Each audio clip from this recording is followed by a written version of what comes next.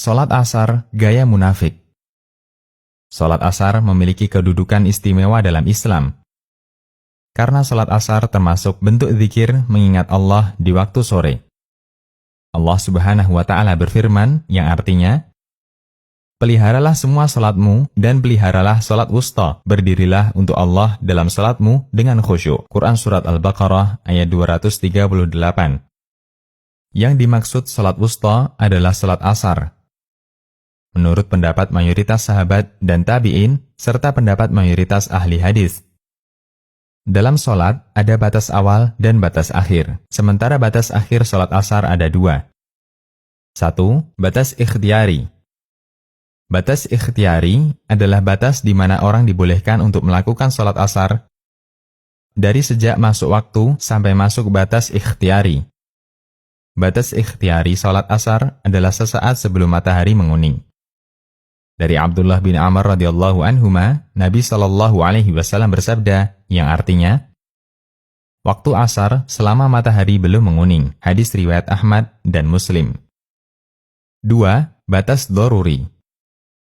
Batas doruri artinya rentang waktu di mana jika ada seseorang yang melakukan sholat asar di waktu itu, maka dia berdosa kecuali dalam kondisi darurat atau ada udzur. Batas waktu doruri dimulai sejak matahari menguning sampai matahari terbenam. Dalilnya hadis dari Abu Hurairah radhiyallahu anhu, Nabi Shallallahu alaihi wasallam bersabda, yang artinya, siapa yang mendapat 1 rakaat ketika sholat asar sebelum matahari terbenam, dia dianggap telah mendapatkan sholat asar atau sholat asarnya sah. Hadis riwayat Muslim.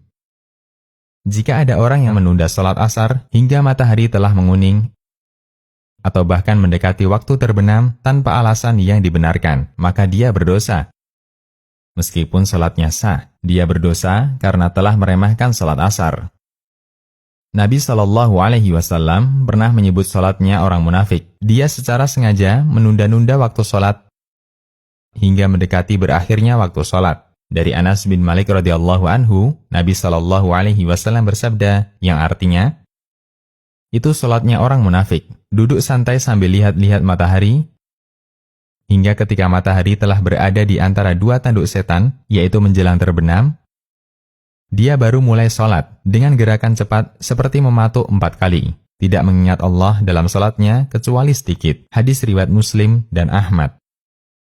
Konsultasi Syariah.